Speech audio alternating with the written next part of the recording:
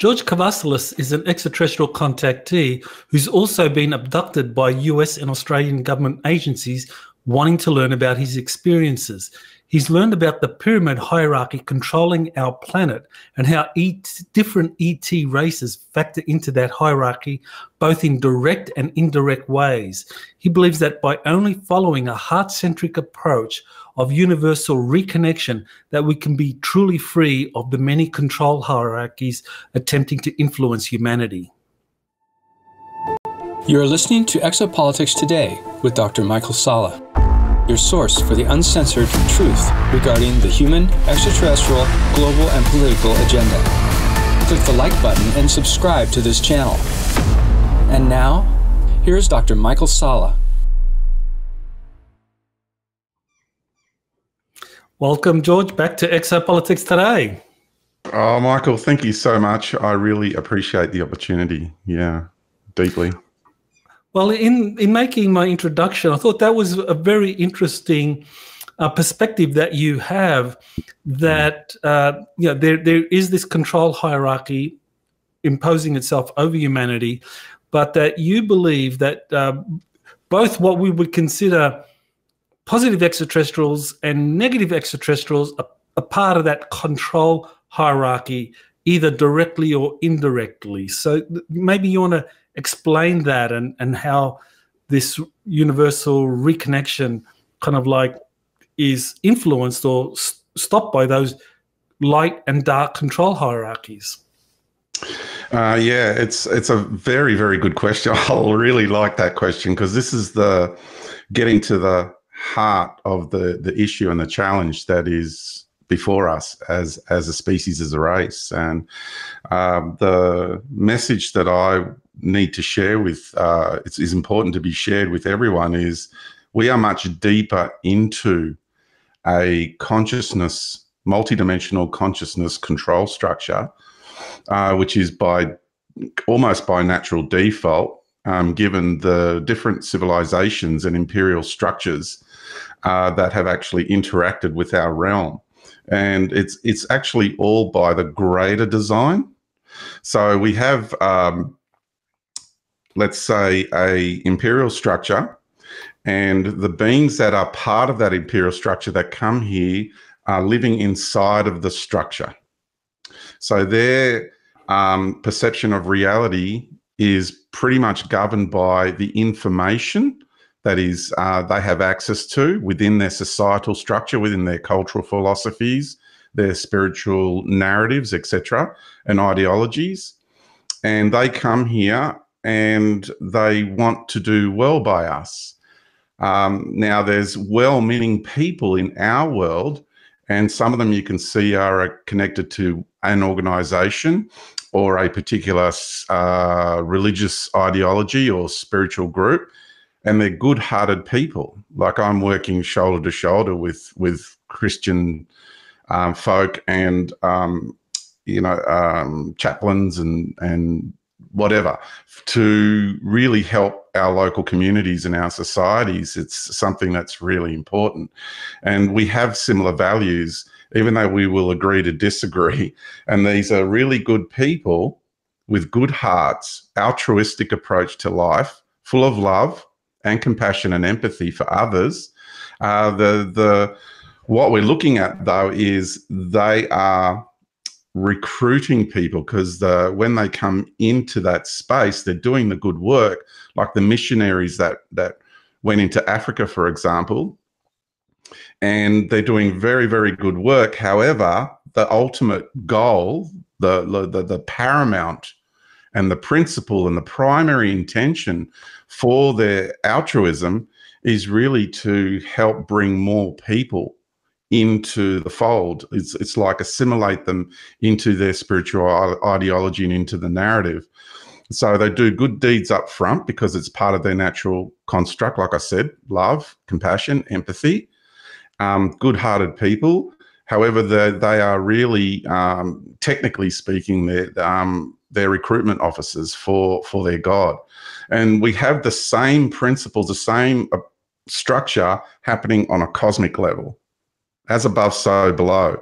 And when we can realize that the reality of life, the reality of who we are as a species resides beyond all of these narratives. And we've got to get back into our conscious relationship with creation and with the prime creative intelligence that is this entire universal grand light universe, which has, just for this full point of reference for the magnitude of what I'm saying, has the entire multiverse within it. Yeah, because once again, the multiverse is multiple versions of the same verse. They're all parallel light-based universes, and they are all held in the womb of the universe, which is known as the grand cosmic arena, also known as the multiverse. And then the omniverse is other universes beyond, our universe is part of the omniverse. So really getting clear about what is a multiverse and what is the omniverse. So when we have these peoples come to our planet, knocking on our planetary door, we need to ask specific questions. We need a line of inquiry. We need dialogue. We need to sit across the table and say, hey, guys, what are your cultural philosophies and values? And this is the challenge that is before us at this time. Yeah, I do like that. I think it's important to kind of like point out that you do have those that are doing good works from a galactic perspective that may be really trying to insert, as you say, an agenda, like a God hierarchical system or a worshipping system, and that's very important to point out. Yeah, and also, Michael, just a follow-up, an addendum to that really important one is we need to remember that whether you're incarnated in the Pleiades or Lyra or Sirius, whatever, those are all partial fractal incarnational constructs, and they have a limited capacity. What is their reach into the frequency spectrums of the universe? Yeah. And their consciousness structure, the structure of their species, the structure of their star systems, the structure of their realms, to really be able to remember or comprehend the frequency spectrum that they occupy within the universal construct. Yeah. So we're dealing with extraterrestrial and interdimensional beings and races, and they have, each one of them, even though they are connecting to creation to a degree, they still have quite a limited perspective. But we are a full universal fractal, the only one at this stage in the universe in linear time perspective, and we are actually at the forefront of evolution. And I've said before, this is known by the overwhelming majority of life in the universe. It's just the ones that are in these societal and imperial infrastructures that have quite a limited awareness. Mm-hmm. Well, then, it takes me to my next question, and that is, I mean, you're mentioning the omniverse and different universes, and that sounds very similar to the kind of references in the Urantia book that we're living in different universes. And I'm wondering, in terms of like helping people better understand that, are we really talking about different universes? Are we talking about superclusters, galactic superclusters? Like we live in the Milky Way, and then there's the local group of clusters, and then there's a supercluster called the Virgo supercluster, and above that is a newly discovered supercluster, which is called the Laniakea supercluster of galaxies, and it's very interesting because I did a retreat with the Monroe Institute, and it's called Starlines. And I did their Starlines 1 course, and they got us to connect with the different galactic entities. Yeah, the galactic entity, the supercluster, the Virgo supercluster, and then the Laniakea supercluster.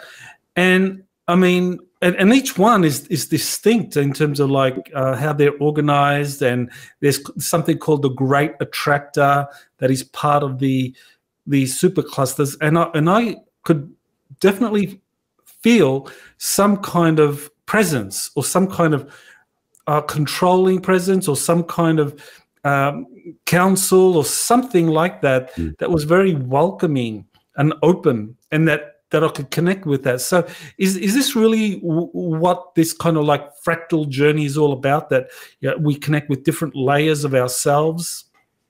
Oh yeah, absolutely. Yeah. Excuse me. It's right there with, as we expand our multidimensional conscious awareness, we then expand into creation more. And we begin to remember, and we feel all these different layers and areas of creation. And the way this universal being operates is it's a participatory, co-creative process. Yeah. So it's not like you have a God or a universal creator that creates the whole thing, and we're just like little children that just come in and play in the playground. It's not like that.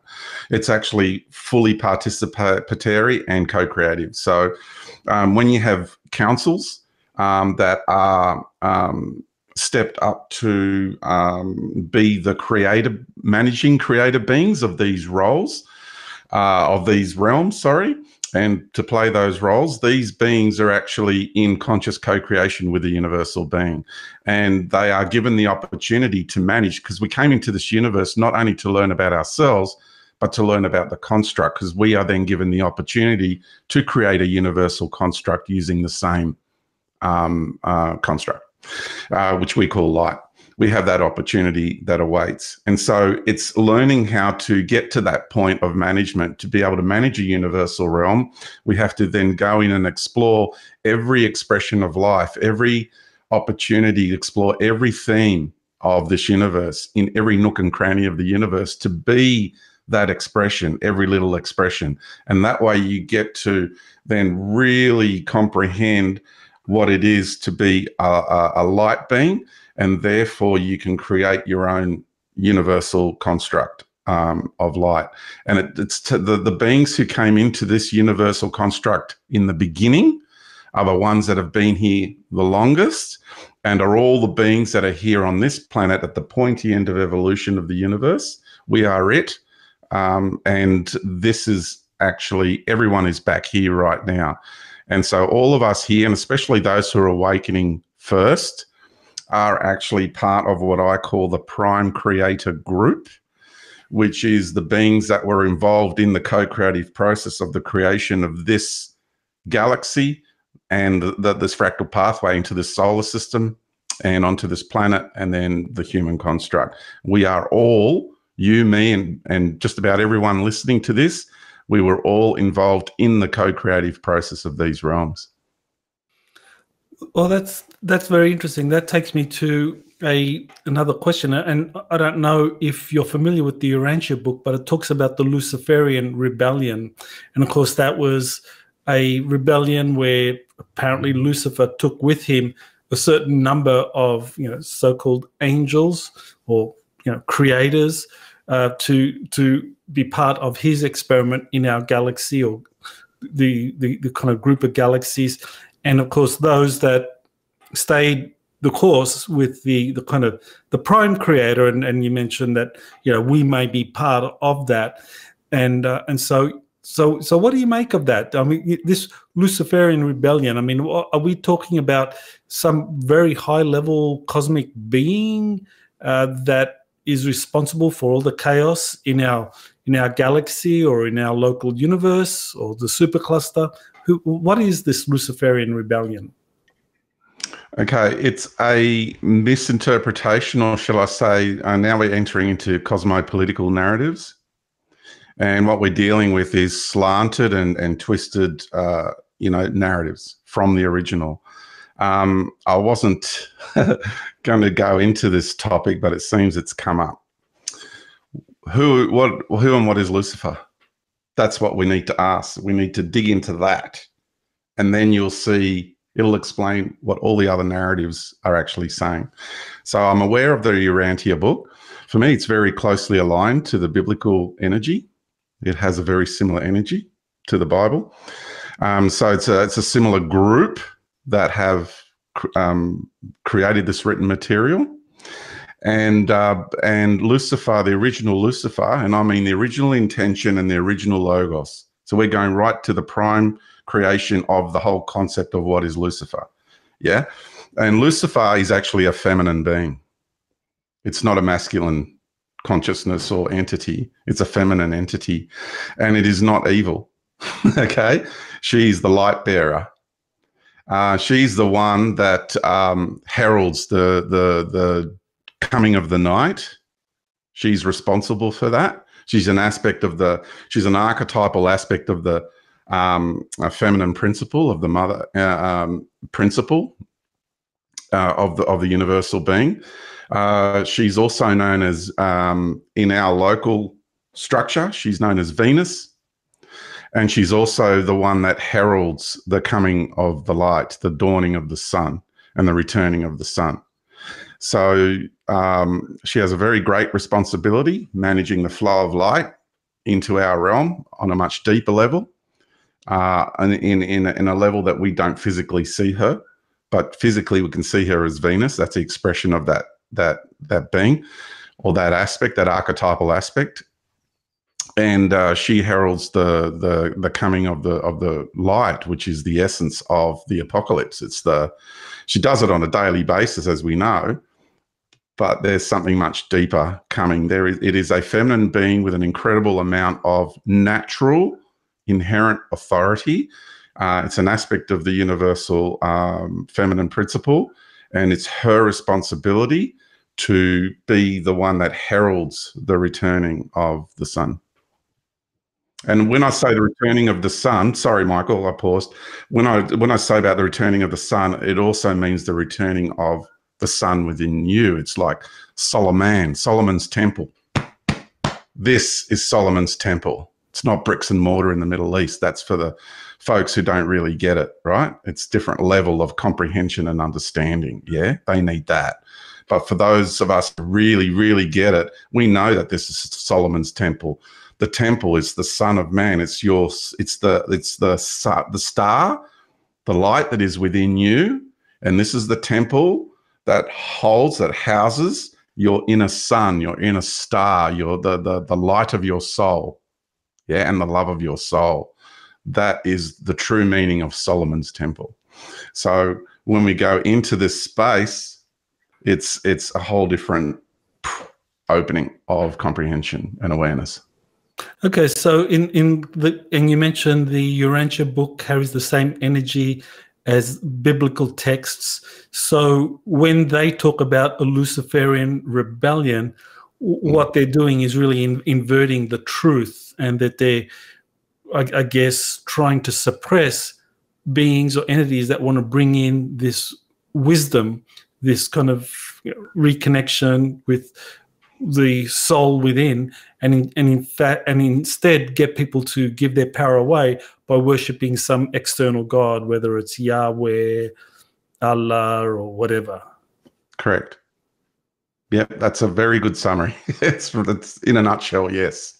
Okay. Yeah. Okay. Yeah, Right. and it's reinforcing, because our awareness is going cosmic, the timing of it, it's the frequency. So we're all of us, the majority of people on this planet, are deeply still entrenched in religious narrative, yeah, in one way or another, or there's the alter ego of that, which is the uber materialists, right, who flatly refuse to acknowledge the existence of the multidimensional nature of our universe. I don't know why they continue to live in denial of that, whereas technology eventually will show them when they go down that path. Like Einstein, he followed the pathway of numbers, and he did it seriously, and eventually got to the unified field. And when he got to it, he was persecuted and judged and castigated and ridiculed. Yeah. And and this kind of brings up the Gnostic texts, the Gnostic Gospels, because in those Gospels, I mean, they do talk, and this apparently was closer to the truth of what Jesus of Nazareth was teaching, which was not to give your power away by worshipping some demiurge, some god that was put out there by the establishment to give your power away to, but to go to the light within, and that Jesus was someone that lived that way as well, that he was actually teaching people to be able to follow that inner light.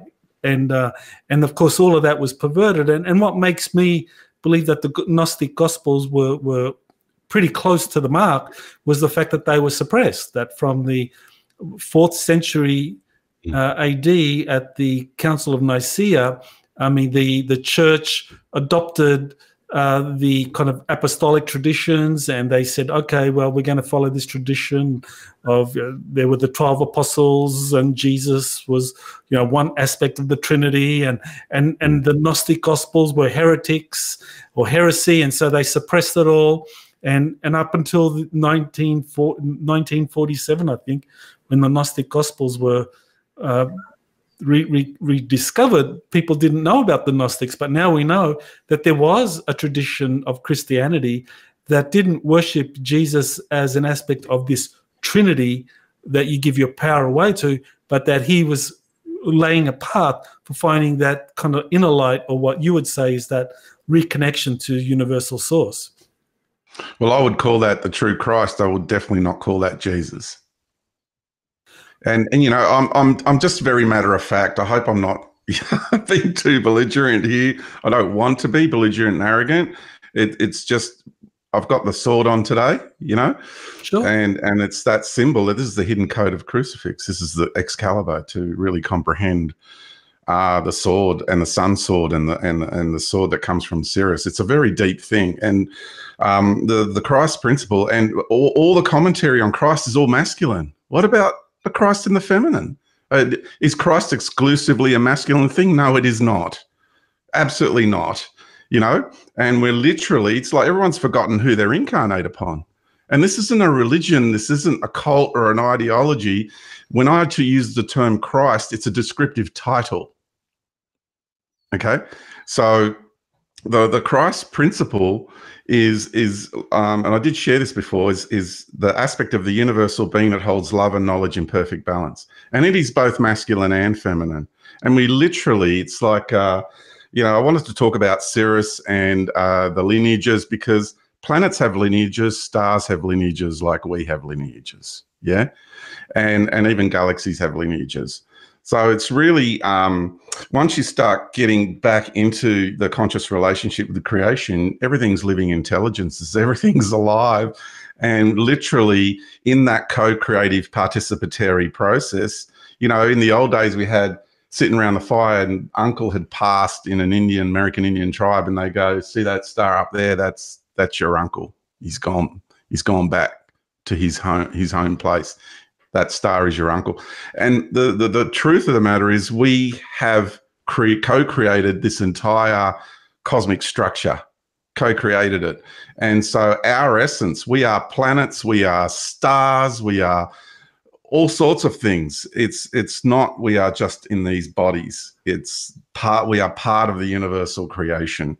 And I could be a planet, expressing myself as a planet around your star, Michael, which is then in Jazz's galaxy. You know what I mean? And when you begin to remember the structure of things, you'll begin to remember how deeply woven we are and integrated we are, all of us, that oneness that everyone speaks about. The oneness runs so deep, that unity runs so deep, we've forgotten. And the more you come into it, the more in awe and just the utmost respect for life that one ends up having. It's incredible. Okay. Well, in terms of the Gnostics, and I just wanted to follow up on that, just because I know there's a lot of people that are Christians or practice the Christian path, and they're trying to work out the relationship between Christianity and this whole exopolitics narrative, that Jesus was, or the Jesus of Nazareth. There's the historical character that people talk about, and of course the traditional biblical texts talk about that, and then there's the Gnostic Gospels that talk about that, and they talk about Mary Magdalene as well, and that Mary Magdalene was also part of that kind of like higher consciousness that was embodied and that was being taught at the time. And there's also the connection to the extraterrestrials, that Jesus was in fact like a being that was a starseed who incarnated on Earth to help bring about a new understanding based on love and connection. Yeah, and look, that same being, that if you go into through your own Christ principle within oneself, because the essence of the heart of the Christos is part of our soul structure. We already have it within us. That's why the moment you worship some sort of Christ entity outside of yourself, then, you know, it's what's that? So first of all, when I talked about the Christ principle in the feminine, that's who we're incarnate upon, Christus Sophia, right? And I haven't read the Gnostic Gospels, but when I track energetically, there's a similarity there. I resonate a lot with, anytime I speak to anyone that talks about the Gnostic Gospels, I just have a deep resonance with a lot of it. Now, I haven't even held one of those books in my hand. I just track everything energetically. So I really do resonate with that. And I've spoken to a lot of people, and I think about 15 years ago, I saw an interview with, was it John Lamb Lash, who held an interview, and, you know, I resonated with a fair bit with what he said. It was really good. So I'm in alignment with that, you know, and let me just settle with the energy. Just give me a moment. Whew. This is a big topic, Michael. And I'll tell you why. Because there are two versions of Christ that will be presented to the planet before people begin to realize the true essence of Christ. And we're going to have the so-called Antichrist, play out, because the whole book of Revelations is a manuscript for a movie, and there's directors running this movie, and there's producers running this movie. And when we begin to realize that we're actually inside of a controlled unfoldment of evolution, we're under arrested development, our natural unfoldment, our natural evolutionary process has been completely subjugated, and we're being corralled in a different timeline, then you feel the difference between wanting to be in the natural timeline and humanity getting steered off into another direction. And so that has to play out, and then you'll have the one that will come after that, which will be the one that will claim to be the real one. Throughout that whole process, a lot of people, and even now, people I come across, they feel that Christ, the heart of the Christos, emerging from within them, from within oneself. It's happening by natural attrition. This is part of the rising tide. You know, it's Tracy Chapman talking about a revolution, and it sounds like a whisper. It's happening in the background. So many people are changing, and we're feeling it from the inside out. And these aspects of us, what we call the Christ principle, or the heart of the Christos, we have that structure. We are structured with that within us, because every time we have an experience, we cultivate the wisdom from that experience. That is Sophia, right? That is the essence of Sophia. And then Christus Sophia, she's providing this entire experience for us. This is this planetary being. That's at the core. When you go into the heart of this planet, the core of this planet, into her multidimensional core, you get right to her heart, and you hit Christ in the feminine right there. Boom. And it's so beautiful and graceful and loving, and it's all about the natural process of life. That's it, the meaning of life. What is the meaning of life? We go into a reality, we explore themes, we cultivate the wisdom, and the wisdom is the food that enriches the soul.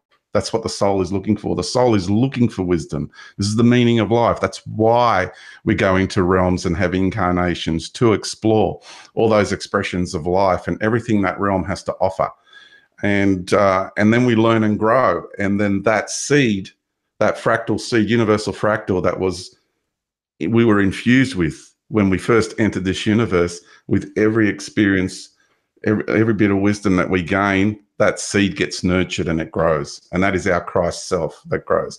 Then we go into another experience, another body of wisdom. Now that grows even more, that ability to hold love and knowledge in perfect balance in this universe. And then we go on to the next adventure and the next and the next. And we've done that. We went through the entire universe and we fragmented out into billions and trillions of aspects, you know, in real time. And then we came back into this fractal process to then reintegrate it all back into unity. And that's the process we're in.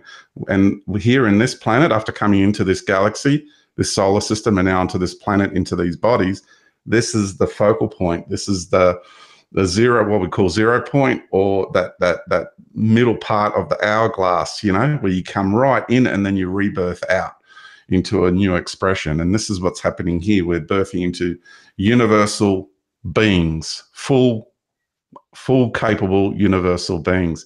And that's why the gods out there can't handle it. They are so jealous, and they just cannot come to terms with the fact that you have babies being born in this world that have access to more life force than any of the gods ever will. Well, there's some very important elements there. And one thing I want to pick up on is this, the idea that the Book of Revelations is a script, a kind of like a movie script that is being played out now. And yeah, I totally buy into that. I agree that the deep state is using the Book of Revelations as a template to stage events and create actors or states and so forth to play out a series of events that people will believe are kind of like revelation of times to come. And what you were saying, I think, is I agree also that this Christ consciousness is something that truly is within us, that it's this reconnection process that's happening, and those outside of us, the gods, are jealous of that because they're reliant on our worship, on our giving our power away to them. So the Antichrist, this kind of Antichrist that's in the Book of Revelations and all of that. So is that a particular god? Yeah, well, there's the cabal's version of it that we're going to get. And then we're going to get a more cosmic version, like an ET version, extraterrestrial version of it as well, with certain extraterrestrial groups. And that's the narrative that will come, that Jesus was an extraterrestrial and he came here. And there's an element of truth to that, you know, an element of truth. But we need to remember that the actual Jesus persona, yeah, is an amalgamated character. Okay? An amalgamated character. Not an actual, there wasn't an actual man called Jesus walking the earth that was the Christ back then. That is not true. Okay. So once we remember the facts, the absolute actuality of what has occurred, then you will see everything that's playing out. You will see all the layers, because you're right in the foundational core of the structure of creation here, and you will see all the imposters and all their games. So the Jesus persona, it's a cult of a personality, it's an idolatry, and it is not the true Christ. It is an amalgamated persona. And the amalgamation of some of the characters, we're looking at Odysseus, we're looking at some of the more main ones, would be like the Mithra is in on it. You've got Zoroastrianism in there, Zoroaster. You've got, here's the real missing link, Isis Manu El. This is the missing character, and I've shared this with biblical scholars, and they're looking into it because this is the missing link. When you realize that Isis Manu El, Lord Manu, right? This is where the Jehovah's get the Manuel from. It's Manu El, Lord Manu. That's who they're worshipping. That guy who was a member of the ruling elite and led a revolution for the throne of Rome when it was empty in 68 AD. So a lot of the deeds and the doings of the Jesus persona are related to Isis Manu El. He's the one, the main one. And then you've got other bits and pieces thrown in from other characters along the way over the Apollonius is another one thrown in there. So we've got an amalgamated persona. Now, if you understand how things work in tribal times, right? The medicine women would get around, and let's say there was the tribe was feeling uneasy. They would get their kachinas, for example, right? There's different types of kachinas. They would get a kachina doll, other tribes that have other things that they would create, the medicine men and medicine women. And then they would hold a ceremony, and then they would, in a way, work with this being. I won't say worship, but they would create this being by putting their intention into it constantly. This being would then appear in the astral realm, right? And it would protect the tribe around. It would create this field of protection. It would guard. It would walk and guard against evil medicine men and black magic and all that, and also interdimensional beings. So beings can be literally created, manufactured in other realms by us. Now, when you have an amalgamated persona and you've got millions and now into the billions of people worshipping this image and the persona that is being handed to us by the priest telling us that this is the version of Christ that you will worship and acknowledge and be deemed to be real. Well, guess what? We have fed into this persona, and this entity literally exists. Yeah. And with all the worship and all the adulation and all the adoration, this entity is just and has become quite a powerful entity. And the human race has created it, right? So there's that version. Now there's another version that will present itself, and that is a very powerful entity that is actually hijacked the identity, literally hijacked, because that's what these cosmic conquerors do. They go around hijacking identities. Even my identity in this lifetime has been hijacked. Yeah. People are telling me they're seeing me turning up in their bedrooms in the middle of the night. I'm not doing any of that. I have no interest in going to someone else's house. I'm busy with my own stuff here.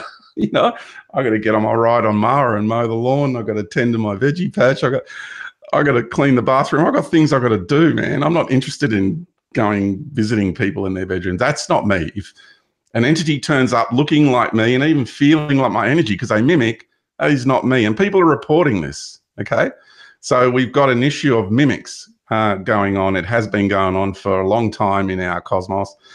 And this other entity has totally stolen the identity of the true Christ, hijacked it, and that's the main one. That's the one that's going to come, and most people are going to fall for that one, believing it's Christ, and because they don't have the point of reference from within. That's the kind of deep state version, and there's also an extraterrestrial version. Yeah, the second one I told you is more the extraterrestrial version. That's the big main one. The lesser one is the deep state one version. Yeah. Okay. All right. Well, let's kind of move on to another aspect of this kind of control system. And there's a comment you made about the Ashtar Command, and I kind of in this. You made an analogy. You said the Ashtar Command is an elite group working in the God matrix, kind of like an SAS or an elite Marine Corps. And an analogy would be like the Silver Legion of the Dracos. And so, yeah, can you just explain what you know about the Ashtar Command and what it's doing, and what this Silver Legion is of the Dracos? Because people assume that the Dracos are like these evil monsters that are out doing all this terrible stuff around the galaxy and beyond. But you're saying that there's this faction of the Dracos that seem to be doing some important stuff or good stuff. So yeah, you want to elaborate? Okay. First of all, to say that all Dracos are evil is to say that all humans are evil. So if we can just get past our racism, given the narratives that we've been infected by over the last few thousand years, then you got to get past that to get to reality, right? So when you get to reality, you begin to remember, and you realize, oh, okay, so the Dracos, these Dracos, which are the second, now if I go in evolution, the Dracos are second in line in evolution. The ones that were first in line are the insectoids. They were first, because when the galaxy was formed, and even any part of the cosmos was being formed, this is just the natural process. We had to have that hard exoskeletal structure. Otherwise, we couldn't survive the conditions if we were going to go and have incarnational experiences into these realms in their early stages of development. So the insectoids predates everyone. when it comes to paramount incarnational constructs for experiencing incarnational realms, incarnating into realms. Then the Dracos. Now the Dracos are, because it flipped from exoskeletal to endoskeletal, that was the flip there, and they still had that hard exterior to deal with the environment. They were very physical. They really explored and mastered the realms of physicality very early on. And they are very much also very warring tribe, very tribal, lots of a warrior structured, a warrior-based consciousness. Because the conditions were so harsh, they had to be tough. And it was after that the reptilians evolved out of the Dracos, et cetera, and then we get to the raptors that came out of the Dracos, which are then the winged ones. They were the first, and then it went into more the softer. Once mammalian energy started coming into the bird tribes, it got into the feathered bird tribes as we know it now. So, and then there's another branch of evolution as well. Now, the Dracos are a warring tribe, and they have a very strong code. Now, there's inappropriate behavior by some of the Draco tribes, and we know they can be really dark and evil. Absolutely. Totally agree with that. However, there's another group of Dracos or factions of Dracos which are really quite, they function with love, honor, and respect. The Knight's Code, you know, true warriors of life. And the Silver Legion is such an elite group of that faction of Dracos. I don't think they've ever been defeated in battle, ever. And the only ones that do have the capacity to defeat them is a group of insectoid beings, but they're not interested in going to war with the Dracos. So this Silver Legion is an elite force, and I have the utmost respect for them. And they are really helping us. They're supporting humanity in such a big way in the background. And they're the ones, they're that quiet elite force that goes around and does all the hard work, which no one really ends up knowing about or seeing about. And they're helping us against other Draco forces, other reptilian forces, dark, evil, grey, insectoid, reptoid, automaton greys, all sorts. There's the good, natural, benevolent greys, of course. You know, you get good and bad in every species, in every race. But that's pretty much it, Michael, about the Silver Legion. They have a very strong warrior code. They live and die by the sword, so to speak. I have a Draco aspect, as you do, as we all do.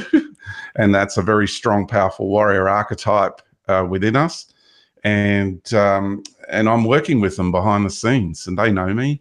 And I'm very honoured, actually, to be working with such an elite group of warriors. Oh, that's great. I was going to ask you, I mean, how do you know about them? But you've said there's a kind of soul connection, and you're working with them behind the scenes.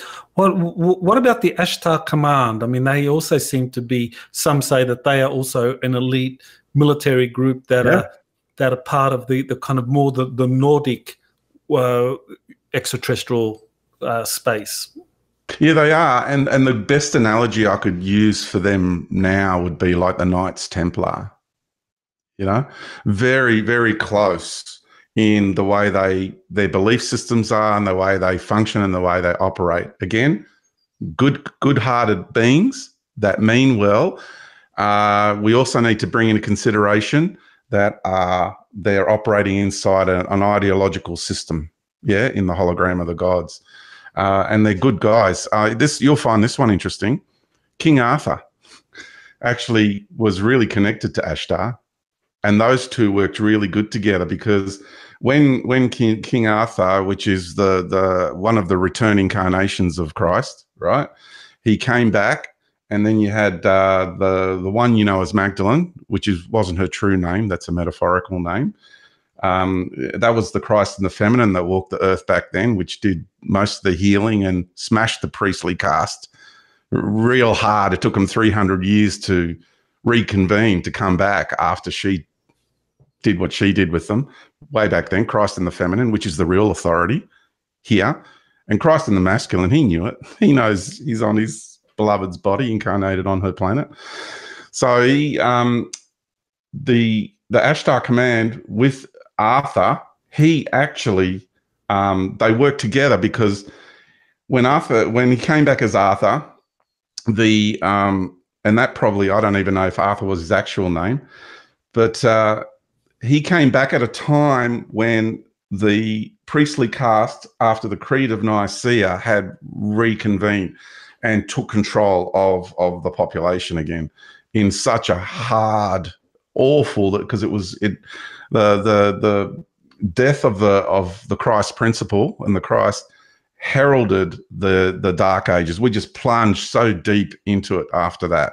And then they came back, the Christ and masculine and feminine came back in a much lesser capacity, to come back together and to recalibrate the timeline. So the area we call Stonehenge was where the round table was, and they created that space, and they had meetings and deliberations. Ashtar would come down, and because Ashtar's command is so connected to the God matrix, Arthur had to work with him to work out together how they were going to be able to recalibrate the timeline. And they did that to a degree.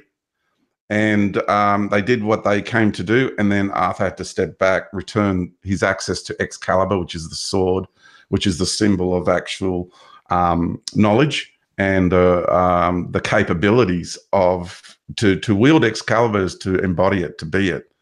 And you have incredible abilities when you embody Excalibur, because you're capable of bending time, you're capable of incredible healing, capable of amazing things, let alone accessing knowledge and wisdom. So that's really an interesting aspect of Ashtar that I wasn't aware of until I recently started really connecting with him again. He's a good bloke. Well, with the Ashtar Command, I know George Van Tassel was the first to talk about them in the 1950s, and more recently, Elena Danaan has talked about the Ashtar Command having a base in the atmosphere of Jupiter. So do you know anything about that Jupiter base that the Ashtar Command inhabits, and what they're kind of doing in terms of humanity's present struggle to free itself? Yeah, look, Ashtar's, they're totally the elite force that is protecting that whole massive operation going on in Ganymede, right? They are the elite force monitoring everything. It's really incredible the work that they're doing.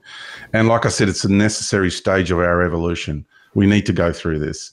And I welcome the Ashtar Command. I welcome everything that's going on with the Federation. We just need to have that dialogue. We need to have that in play. And another aspect of my being is working with the Federation behind the scenes in a very substantial way. And I say that with full conviction. And I welcome any remote viewer. In fact, you mentioned the Munro Institute earlier. I've had two very senior people from the Munro Institute participate in my courses recently. And they've been, all the information I've been giving, they've been vetting it. They've been doing their own personal, private, remote viewing sessions to make sure that what I'm sharing is actually real. And they have vetted me through and through. So it's a very, very exciting time to be doing this type of work right now.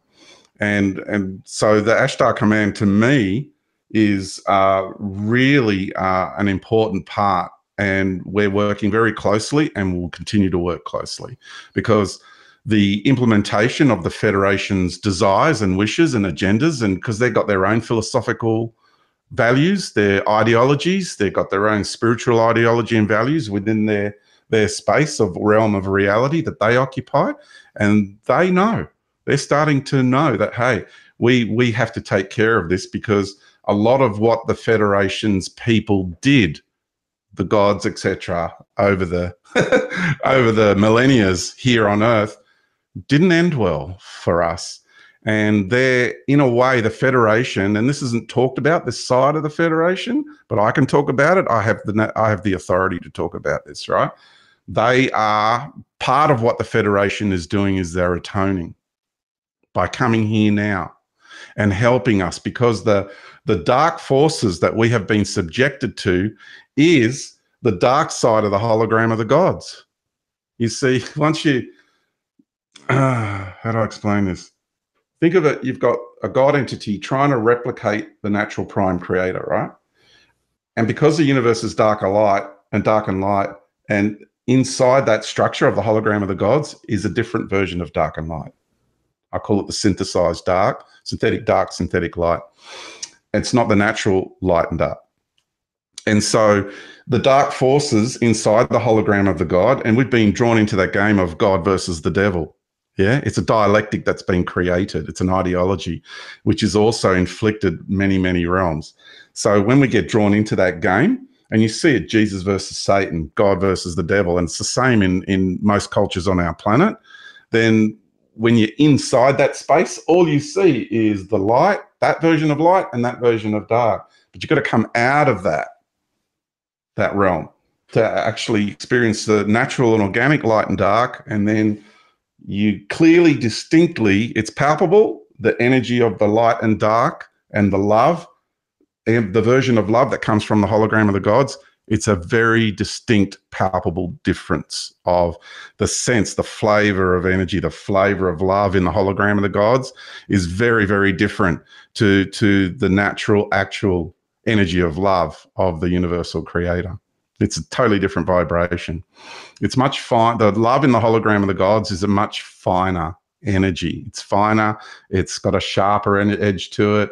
It's very, for me, it feels more sterile in its essence, whereas the love in the natural way of love, the natural way of life, it's so deep, and it's not bliss.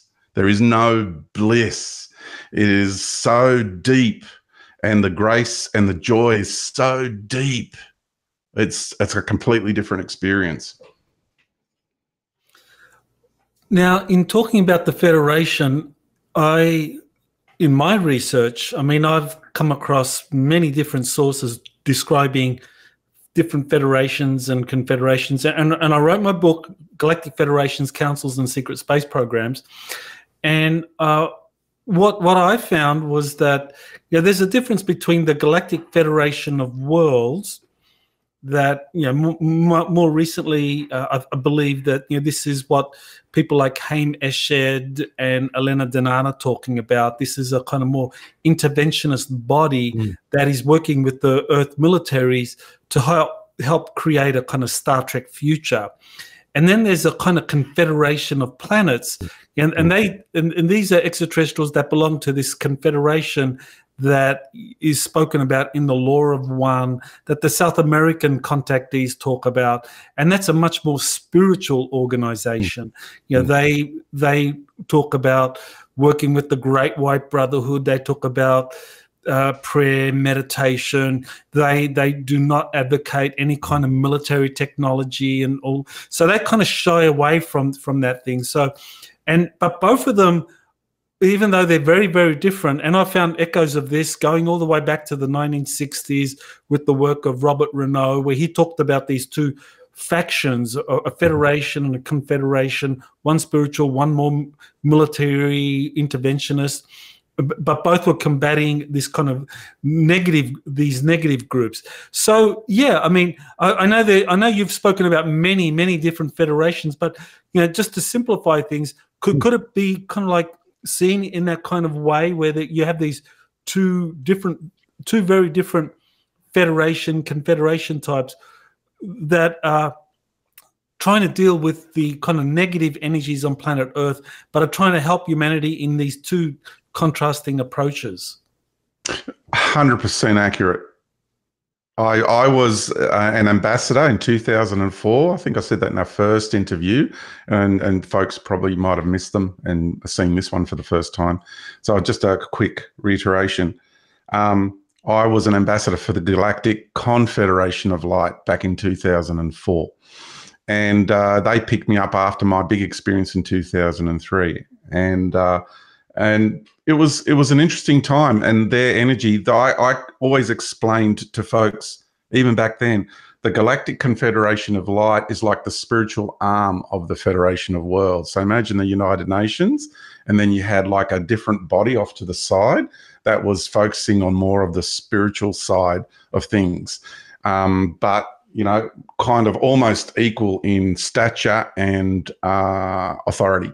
But the Galactic Confederation had, in a hierarchical term, had a higher authority. Okay, so yeah, that's probably the best way to explain it. But your summary on that, accurate, 100%. I really feel that. Well, recently, it's been claimed that around 2021 or thereabouts, even earlier, that there was this the arrival of a very highly evolved groups of extraterrestrials that were intergalactic, that they were a galactic group, and they were kind of new to, well, not so much new to the scene, they're very ancient, they've been here before, but they newly arrived, they've returned after a long, long time, and that because of their arrival, the Dracos and the Orion Greys, the guys doing all the negative stuff, they left our solar system. And to me, that makes sense that, when you have this arrival of a highly evolved group of extraterrestrials that are like, okay, what's happening here? Is humanity ready to evolve? Is the chick ready to hatch from the shell? That those doing all the dastardly things, they kind of slide away, because it's like, well, you don't want to be seen to be doing all this stuff. So, I mean, do you agree with that? Because I know that's controversial. There are a lot of people in the kind of like patriot community. I think of people like Kerry Cassidy, who I do respect, but we do have some differences. But she says that, oh yeah, the negative ETs are still here. They're doing all this bad stuff. But then we have Elena Danaan and others saying, no, the negatives have left. It's now just their former minions who are causing all the problems. So where do you kind of like fit into all of that? Where do I fit into all that? Ooh, how far do I go with this? Crikey, I didn't want to make it easy for you, George. Oh, you got me good there, Michael. Oh, it's like, how much do I say? Okay, I'll share this because I'm still trying to work out me, okay? I honestly do not know who I am the incarnation of, as in identity, but I've got I'm starting to get a lot of information. A first-hand friend of mine, I'm just going to make this a little bit about me for now, because it's the context, okay? It's not a show-off ego thing. In fact, I'm really reluctant to share what I'm about to share.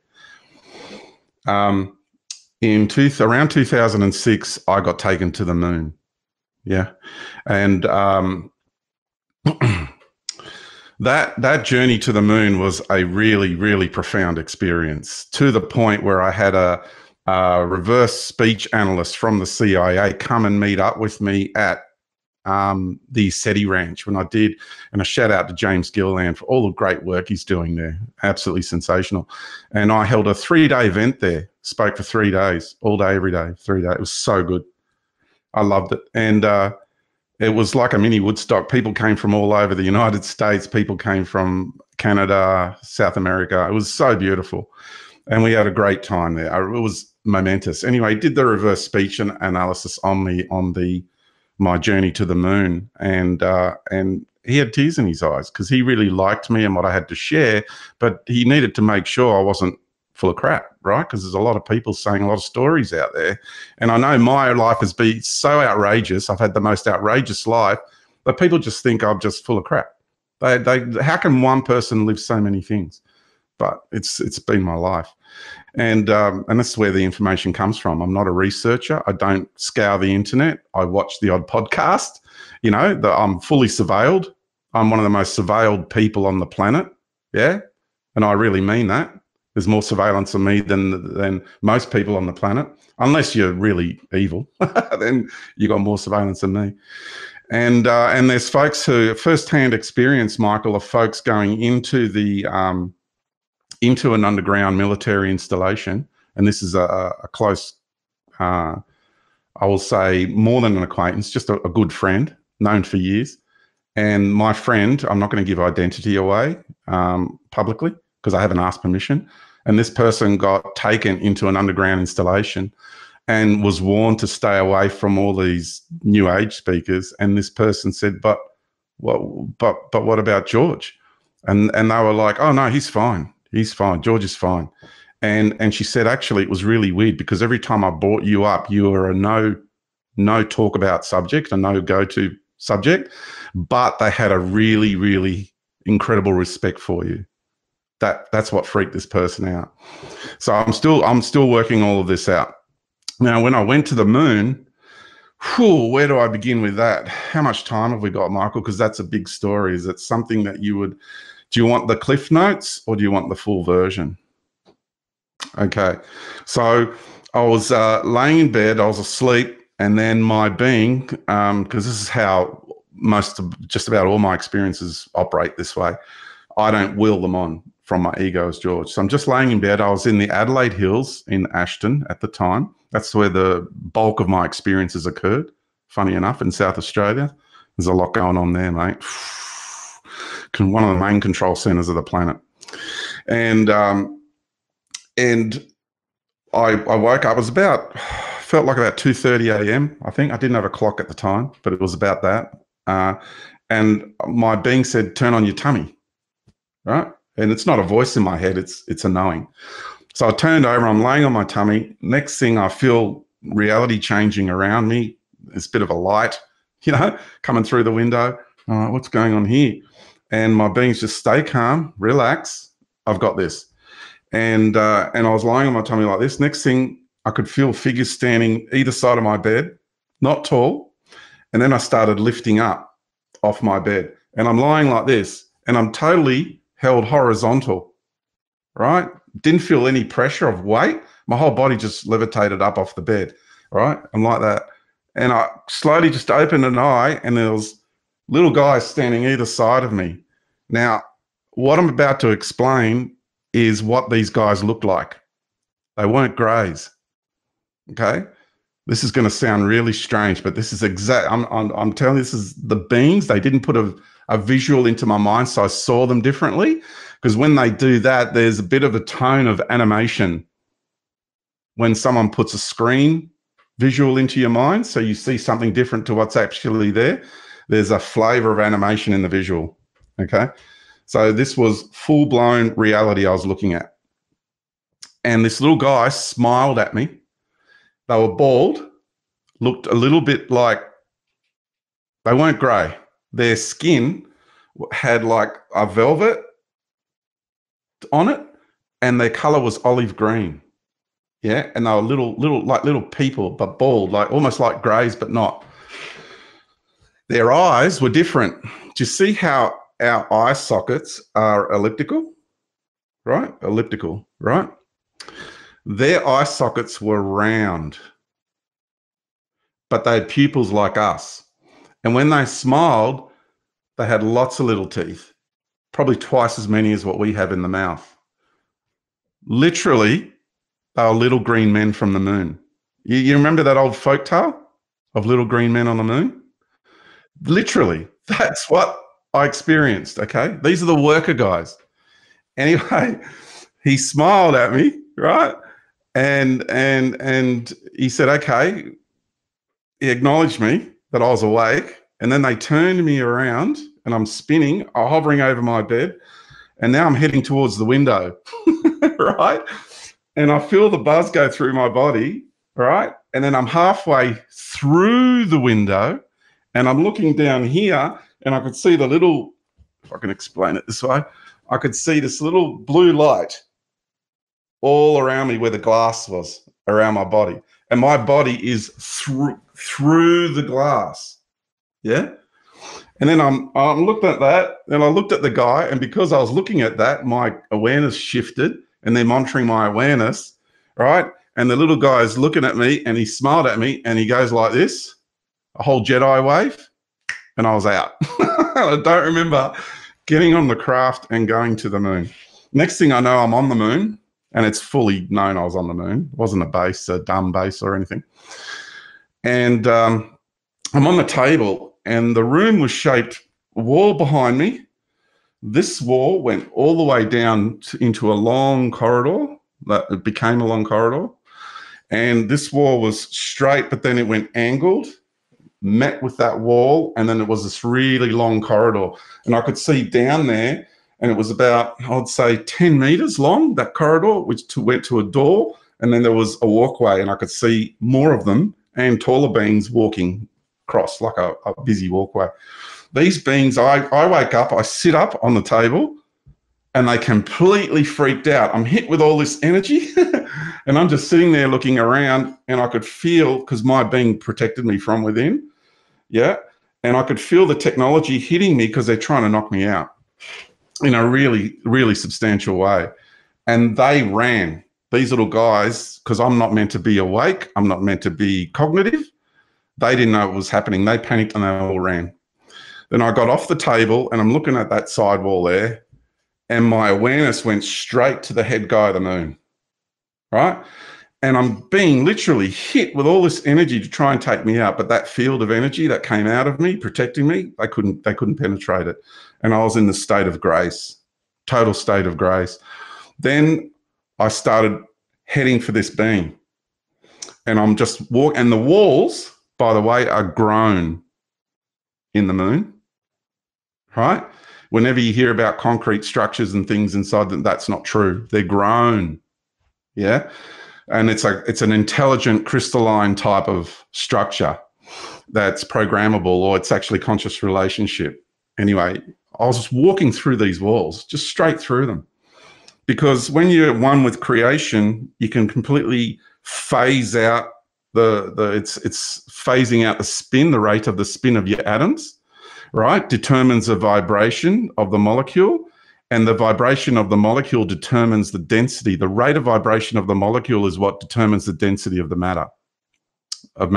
So when you shift your spin, you shift your vibration, and you know what the frequency vibration of that membrane wall is, that living thing, whether it's a stone wall or whatever, and you phase out, you can walk straight through it.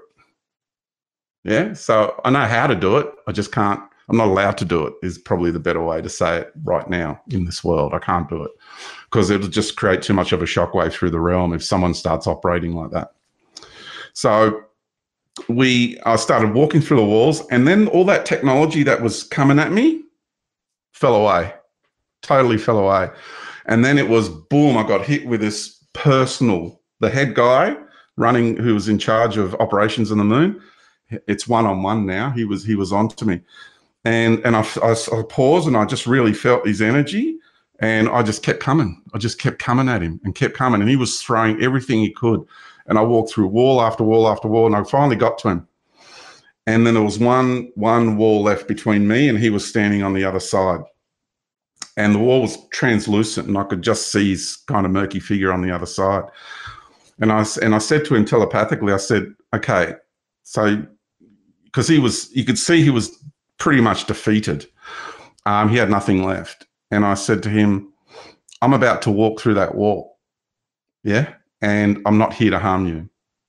And he had nothing left. So I just walked through the wall, and he stood before me. And he was, at the time in 2006, he was like the head Draco of Imperial Draco, that more malevolent Imperial Draco side. And what he looked like, Michael, was really interesting. He looked very much like the Wraith in Stargate Atlantis. Very, very similar to that, with the long blonde hair, real bony sort of facial structures, and long black gown, overcoat type of thing. And I said to him, the words I uttered was, "Now do you understand?" And he said, yes. And what I meant by that was, when we, as Homo Luminous, when we switch on to our capacity, our full capacity, even partial capacity, there's nothing that you've got that can stop us. You've got no technology, and you have no capability, inherent capability in you, to stop us and prevent us from evolving into what we are naturally. An intention, the original intention of what we as a species was designed, along with our planetary mother, the original intention of the creation of the realm and the formation of what we call the human species. You've got no chance when we switch on, because of inherently who and what we are and what we're capable of. And then I walked up to him, and he was totally slumped and defeated. I hugged him. I opened up my heart soul essence, yeah, connected to his soul, and I opened him up from the inside and took him back through his entire, from the moment he entered the universe and reminded him of everything that he is, everything that he's seen and everything done and everything that he's been in this universe. That destroyed him, because it totally broke open the mind control of the dark, evil Draco Empire is operating inside. Now that sent an absolute shockwave through the structure of empire, because here you have a human on Earth, gets taken to the moon for another reason, switches on and takes out the head guy, the head Draco of the moon. And anyone who wants to remote view that, I welcome any line of inquiry. That is a absolute actuality, an occurrence that took place in this universe. I say it with all conviction. Yeah, this is not me showing off or trying to be some sort of tough guy. Absolutely not. I'm reluctant to share it. But that, because I'm reluctant to... Anyway,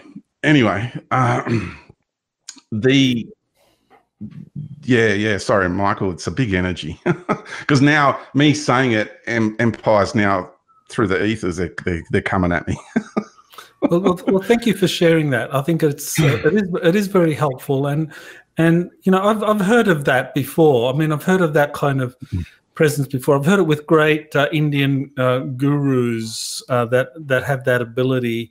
You know, I remember hearing a story. I think it was Sri Aurobindo when he went to meet a very powerful black magician in Indian Hindu society, that this black magician was someone that was feared, but yet in the presence of this great Indian saint, you know, he just ran away. He couldn't handle it. So I totally believe that what you described is possible, and that there are a few individuals like yourself that can connect to this universal source energy and transmit it in a way that these dark energies or these dark beings, you know, that they run from.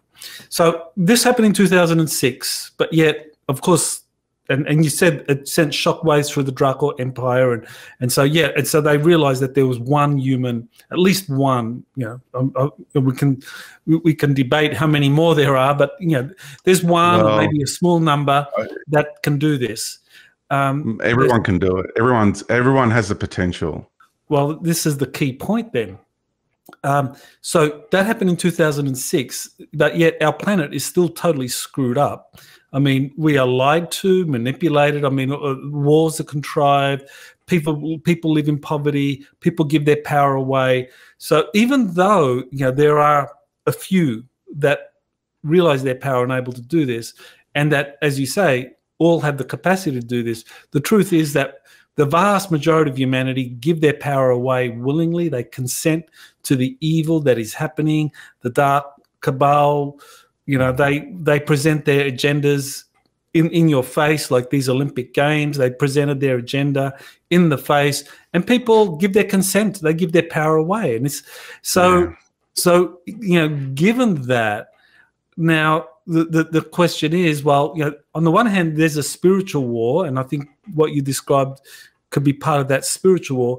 Is there also a kind of technological war where you have these, like these cedar races or these more highly evolved races saying, okay, you know, the humans need a little bit of help, so we'll show up, or maybe they're ready to progress into this, what do you call it, Homo luminous? So, okay, so this is what I'm kind of like going back to that original question. In, you know, around 2001, was there an arrival of a highly evolved group of cedar races to help us manifest this kind of like higher consciousness that you're describing? Yes. Okay. All right. Well, I applaud you for your diplomacy. not step on any toes. The other thing I want to say too is there are still malevolent forces in our realm. The majority of the malevolent forces, I would say, the majority of the management of the malevolent forces and some of the actual forces themselves have been moved on, no doubt about it. And I wholeheartedly agree with that. I've been part of that. I've been involved in that process. Yeah. And because of my involvement in that process, I want to share how things are looking currently and moving forward, okay, in that space. And what we're looking at currently, there's still some here, still some, and they're part of the ones who can continue to use technology to, it's like they're trying to hold back a tsunami, a rising tide, a dam wall. Do you know what I mean? It's almost like in Ice Age, and you got that little guy with an acorn trying to plug the holes on the side of that iceberg, and then sticking a finger in that one that's opened up, and then the water squirts out of there, and then you got to try and put another hand there and a foot in the other one. They're trying to hold something back that is coming on a universal scale that they have no chance of stopping. It's like a person standing on a beach thinking they can stand there and prevent a tsunami from coming onto shore. It's just not going to happen. This is the self-delusion that the cabal is inside of. Anyway, they're using technologies to hold back the frequencies that are coming, yeah, so they can still remain in this realm. Naturally, they can't. They have to use these frequencies, and that's why we're being immersed in all of these non-native EMFs and RMFs, yeah? Anyway, we are dealing with a group that is on the 31st of this month, last month, July, which would have been your 30th into your 31st. So for us, it was the 31st into the 1st. I got to tell you, Michael, someone held a ritual and a really disgusting diabolical energy entered our realm. I felt it. Lots of people around the world felt it. I was in contact with people. People were in meltdown all around the world. This is a really, really nasty, sick, twisted, I'd love to use expletive, but I won't, diabolical, disgusting energy. And it's the energy that has come in. It's some kind of connection to a certain man that sits on the throne and owns 27 countries. There's a connection there to that individual, and it is the energy that has come in to support the cabal to make its last stand. Okay, it came in.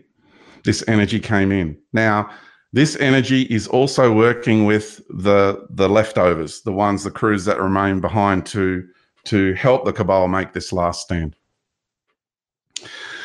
It's going to happen between now and 27. In 2027, and this is like reading the play from now, reality's in flux, so I could be wrong, okay? But this is reading the play, this is how it's looking right now. In 2027, there's going to be a pulse of energy coming from the galactic core through our sun to our planet that's going to turn things around in a significant way. I'm going to change. Michael, you're going to change. Jazz, you're going to change. For everyone's going to change in such a significant way. We're going to see the end of the Vatican in 2027. We're going to see the end of it, and literally, we're going to start to see the actual fall of the cabal in the true nature of it, all the way through. And the energy that's going to be released from the planet is going to release all of these reptilian, insectoid, even some Nordic groups that are associated with these imperial guys, techno-Nordics, like I call them the synthetic Nordics. They're associated with these guys, and they've got to go. They have to go. And the vibration of the realm will force them out. Force them out. None of the technology they have will be able to keep that back. That damn wall will crumple. They won't be able to hold it back. So between now and 27 is around that time. Yeah, and I know predictions and everything is a silly thing to do. I'm just looking, when you look down the timeline and you journey down the timeline in linear sense, where are the rapids? Where's the spikes in the timeline? And there's a massive one in 2027, really big one, and that'll be the end. The last vestiges of these groups will go. They'll be gone then. And then we'll have the cosmic candy, what I call the cosmic candy, enter the realm in a big way. Well, that's very interesting that you mentioned this energy that came in, this disgusting energy at the end of July, beginning of August, and that it went into a particular king. And you didn't name that king, but I guess there's nothing wrong with me mentioning who I think it might be. And I think it might be the same king who received the seeds from the tree of life that my source JP says that he visited back in 2022, that these seeds were given as a gift to humanity to help us kind of like reconnect with the kind of like longevity that the plants, the plant species can help us with, and that it was taken out of the country without permission to England, to King Charles. So correct. Okay. All right. So we know who this being is, and I think it's very significant that you mentioned that this is the last that energy came to him, because he represents, or he embodies, the kind of last defense or the last stand of the cabal. That's very, very interesting, and of course Australia and New Zealand. I mean, they're still ruled by a monarch, even though there's a kind of a veneer of a republic, but really they both have a king who's a appointee, a governor general is there, but at any time he can take over control. Oh yeah, absolutely. Yep. I guess you don't want to say too much about that, 'cause you're in Australia and you don't want the police knocking on your door. Oh, they're watching this right now. It's all right. I'm good with them. They know me really well. Yeah, I used to knock on the door of Asia and give them paperwork and stuff. Okay, all right, fair enough. All right, so they're making their last stand, but you're part of that group of light warriors, if we like, that anchoring in this higher dimensional, or this higher light from the universal core, or the omni-universal core, and that as you explained it, your soul is a fractal of the universal core, and you're connected to that, and so they know that they can't touch you, but yet they can make life difficult for people around you, and so we know how they operate. Well, yeah.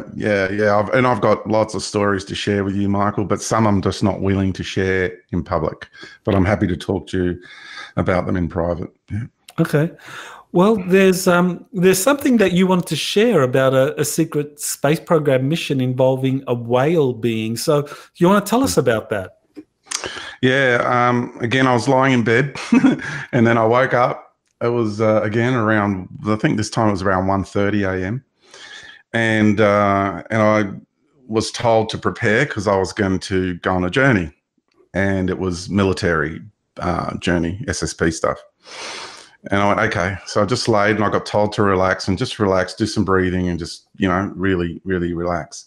Next thing, I was out, gone. I got knocked out. And next thing, I find myself in one of the really large craft. I don't recall the name. But this craft, I'm on a gangplank and we're orbiting the Earth, right? The planet. And yes, sorry guys, it ain't flat. And we're in this huge area, and I'm on a metal steps, metal pathway with the railings, and it was a huge area. It was full of seawater, and I was debriefed as I was approaching, and I had to, and this was really, crikey, this was really emotionally challenging for me, because I'm looking at one of my brothers and sisters. It was a brother, actually, it was a male, and I'm looking at him as a brother from Cirrus, right? It was really emotionally challenging. And I had to get in the water and calm him down because they needed to study him. And when I got into the water, I put a wetsuit on, I got into the water, and instantly, as soon as I got in the water, he calmed down. And I went swimming up to him, and I've got my hand above his eye. I've got this giant eye right there, and I'm hanging off his eyebrow sort of thing. And I'm just holding him like that, and I'm just looking into his eye, his right eye. His mouth was forward, that side. Huge being. And we just melded consciousness. And I was just sharing with him, reminding him of, because even whales have a limited, even though they have more awareness than what the overwhelming majority of humanity does, they still have a limited awareness, universally speaking. So I was reminding him of the bigger picture and his soul journey. So he had a soul level agreement before he came as incarnated as a whale, that at this time the military will pick him up because he has important codes of information that they need to receive and retrieve, because what they're studying is the path of evolution of the planet. And the one way they're doing it is, you see, the whale beings of Cirrus, they were here from the beginning of the formation of the planet. And it's all about toning the waters, which then tones the structure of consciousness in the realm, because the water is the physical manifestation and of consciousness, and the physical expression of it. And the whales have the codes of creation, basically, within them. So I said to him, he needs to start singing his song, but to do it in a way that's not going to damage the craft, because it won't end well, or damage the people.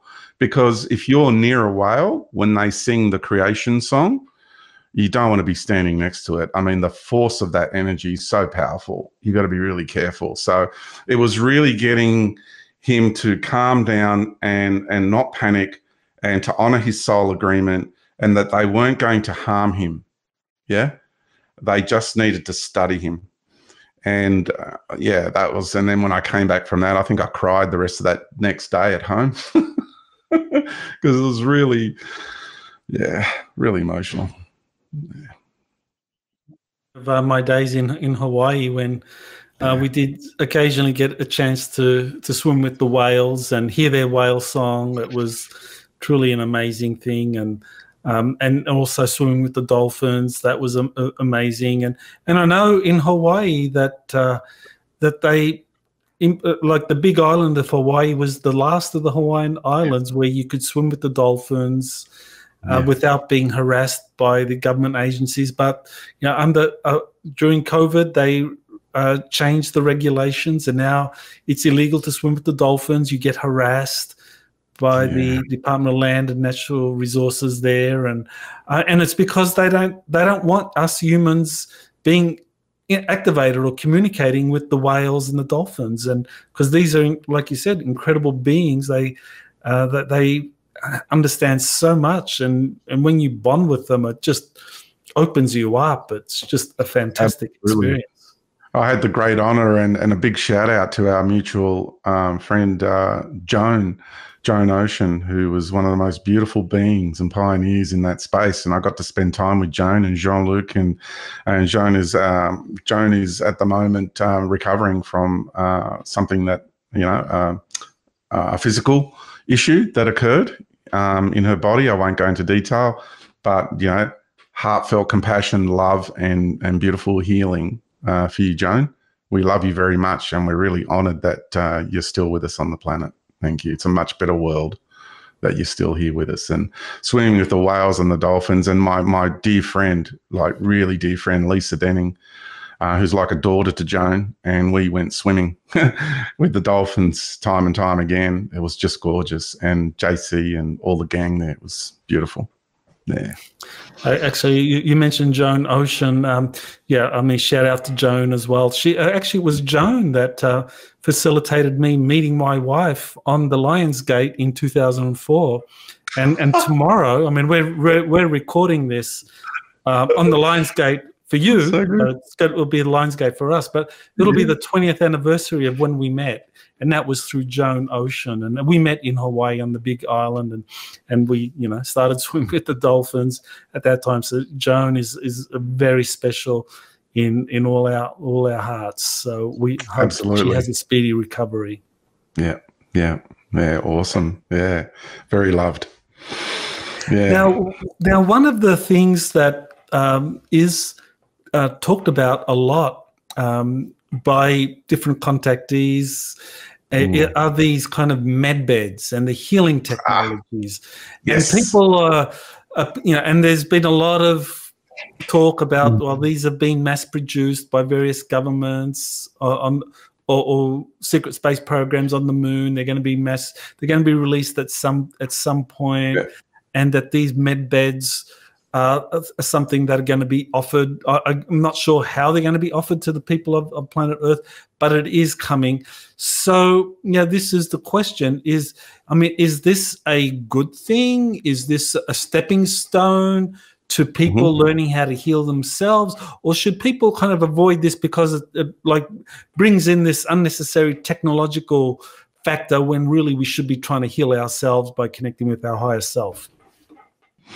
All very important questions, and I could hold an all-day webinar on this topic alone because of the implications. Now, the first thing we need to realize is, how do they operate? So how they operate is they scan you on a quantum level. But these are the real med beds, the ones I've experienced, in the SSP. So when you hop on the med bed, they scan you on a quantum level. And if you go 1 and back, 2 and back, 5, 3, 5, 20, whatever, when you come back and you close the loop on that timeline, you get back on the bed and they restructure you to the quantum blueprint from when you left. And that's how they actually work on that level. Now, when we say on the quantum level, there's different quantum levels. So we're talking about the quantum level of the blueprint that is behind the physical manifestation of your body, in conjunction now to a deeper layer, which is the quantum level of the realm. Now you've got to work out, are they just scanning your quantum body, blueprint, or are they going deeper? And the other thing is, because when they've got you on that level, they have really incredible access to you. So who's got it? And who's going to have that information? Because if you think having your DNA or blood sample is an issue, you got no idea how much deeper it goes when your quantum blueprint is on record. Okay, so I'm in deep trust of the branch of the SSP that I worked in, and they know not to mess with my quantum blueprint, because there are much greater forces on a galactic level that are monitoring my quantum blueprint.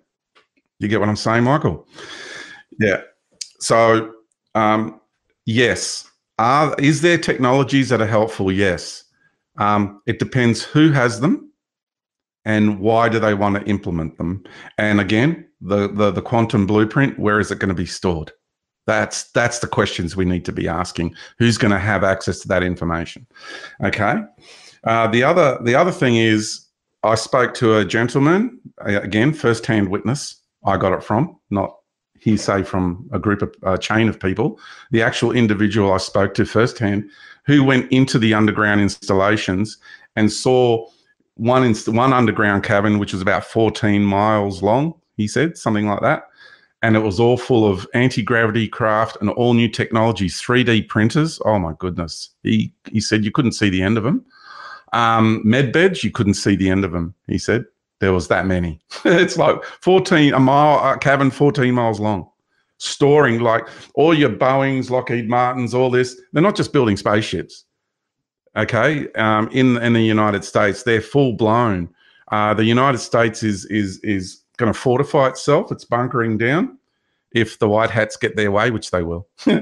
And all the manufacturing, most of the manufacturing of the new technologies is going to be distributed by the US to the rest of the world from the Federation. The US is the main, is touted to be the main go-between between the Federation and planet Earth. And one of the ideologies of the whole Trump campaign, if I can bring this into it because it is connected to the Federation, is the long-term, how can I say this? I don't want to sound crass, but it really is like this. The wet dream of that group of the cabal is to have, eventually down the track, is to, Trump's going for world president, and Barron Trump, United States president. That's their wet dream, to have that hierarchy. And Trump has been groomed to be the go-between between the geopolitical scene here. He has been groomed for this position for decades, and with the extraterrestrial in the exopolitical scene. So he's in current dialogue with certain factions of the Federation. And even though I'm not sure if he's going to make it there like that, I just feel there's elements of the old world cabal that have got tentacles into him that I'm not sure. I'm just not sure at this stage. Either way is what I'm saying. It can go either way, but that's their wet dream. Now, is he the right man to be in a position to be an actual spokesperson for our planet? I don't feel he is, personally. That's my personal opinion. I don't feel he has that essence within him. I feel other people, like personally, I think, and I'm not saying this to kiss butt, but someone like you, Michael, I feel is in a far better position with the knowledge and the wisdom that you have, and you're not tainted by that tyrannical greed and power. You're not operating in those circles. We need someone who's not tainted by those energies of that environment, that ecosystem. Because I've dealt a lot with the ruling elite in this lifetime in many different ways and capacities, and I can tell you the whole environment and ecosystem that they live and operate in, for me, I find it really unappealing. It's really awful. The vibration of it is really awful. So their realms and realities and the way they live and operate, their modus operandi, is not for me. Absolutely not for me. I prefer to, live a very modest lifestyle, and I do. So, Okay. Well, you bring up a very important point here, and that is, people often think in terms of black hats, white hats. I mean, the deep state, different factions of the deep state, and I know that there have been some, like Elena Danaan has said that these advanced technologies, that healing technologies, anti-gravity technologies, all of these incredible technologies that can transform the planet, that they're going to be released en masse once the deep state is defeated. And so once the deep state is defeated, then you have the white hats come in. They're going to usher in this Star Trek future. And as you said, they have plans for Donald Trump and all of that. And, we can debate the pros and the cons of all of that, but that's their plan. But it sounds like you're saying, and I mean, what can I say? I think it's great that we look beyond people like Donald Trump and look at kind of like, say, civilians, people that have been working for the truth. And I'm just one of many that have been. Oh yeah, totally. I'm not saying you're going to be the one in that position, Mike. Absolutely not. I'm just using you as an example, and you can use me or Alana or JP. People who are really in it, really deeply in it, and we understand the dynamics and the machinations. And I'm just in awe of all the great work everyone's doing, to be honest. And it's okay to agree to disagree about things. I mean, there'll be points you and I disagree on, but that doesn't stop us from being good mates and having a good banter about life. Yeah, well, I think the way society evolves is often in these incremental steps. These. And the white hats and implementing their Star Trek future and bringing in their world president, whether it's Donald Trump and so forth. I mean, that's their way of doing things. But I think those things are positive steps forward, because when I look at humanity, I think far too many people are asleep. Far too many people give their power away to really dark actors. And in a way, we need to have these kind of paternalistic white hats, playing the playing the role of the shepherd dog, coming in and like barking at them, and move in this direction over there, move over there. And at some point, those sleeping sheep, that have been barked at all their life by these sheepdogs that have been herding them in a particular direction, they're going to wake up and like, oh, wow, I'm a lion. Didn't realize that. Wow. Next time that sheepdog comes here, he's going to have a shock.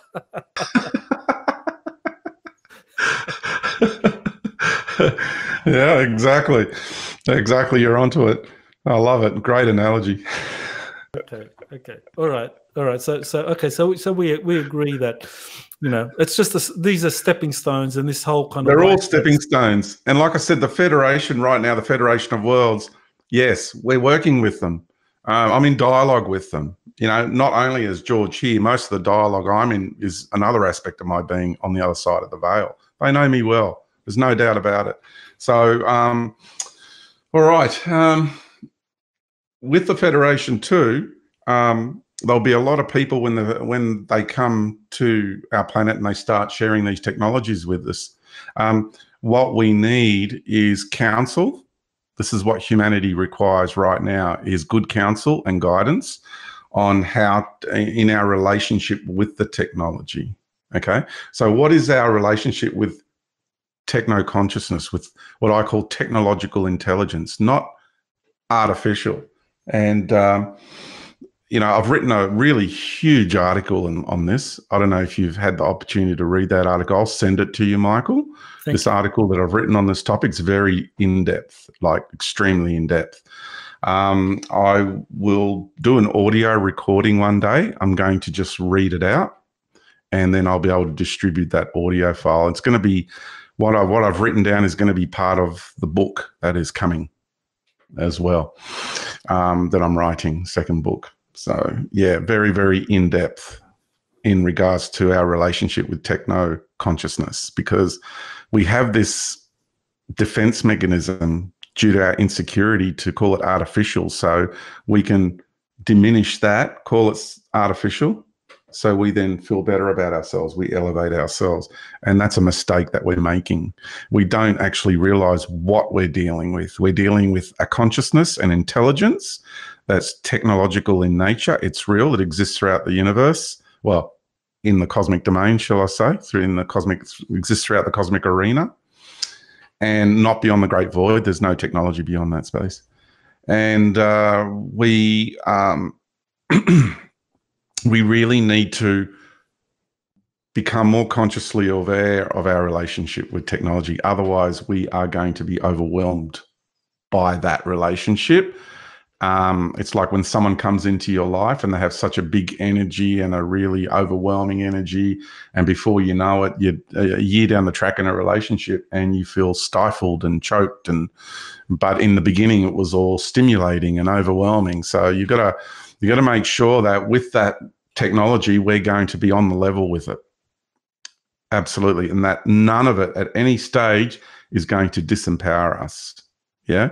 It's going to be like when you have a sore leg and you need a crutch to get along with for a little while, and then you let go of the crutches. Now you can walk on your own again.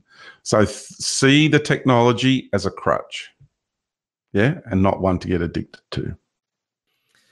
Well, I mean, there's so many more questions I have to ask. We have to come back and do this again. Mate, we didn't get onto the three sisters, which is Sirius. We didn't get onto the planetary lineages. We didn't get onto Nibiru. Nibiru, the essence of Nibiru, the planet Nibiru is actually from Sirius C. She's the third sister known as the Orange Lady. So anyway, I will leave that for another time. Yeah, there's so much more to discuss. I mean, you're a wealth of knowledge, and I think the information you're disseminating is really important for people to think about and to engage with. So you mentioned a new book you're working on. So maybe your last book, I mean, Our Journey Home. Our Universal Journey. Okay, Our Universal Journey. So you want to just give that a plug, and your website and anything else you've got coming up. I'm starting my next Transcending the God Matrix course in 2 days. I'm very excited about that.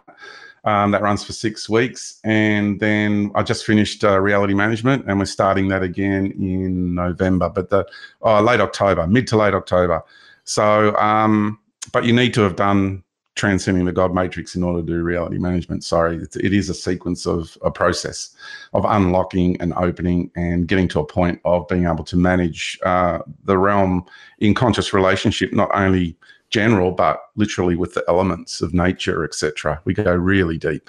So very excited about that. What else? The book. Yep, you can purchase that on paperback. It's in other languages, definitely Hispanic on my website.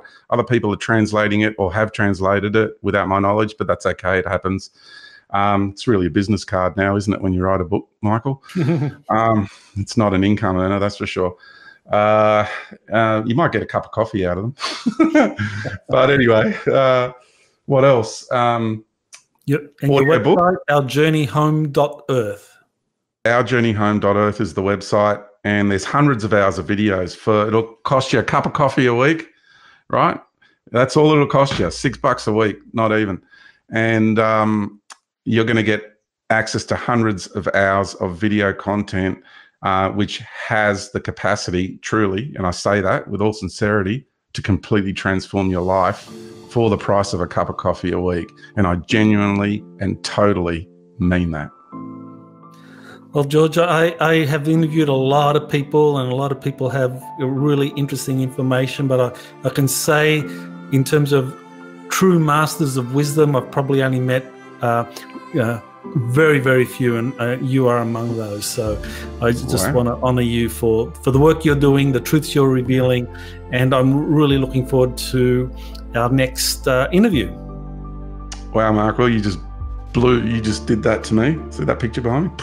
You just blew my mind, and music to my heart. Thank you so much, Michael. Really appreciate you. Yeah, and thanks to everyone in the background there doing all the great work as well. Yeah, thank you, Jazz. Especially Jazz. And of course, you've got Angelica and everyone else in who's your crew around you in life. Yeah, so full love, honor, and respect to everyone. Yep. Thank you.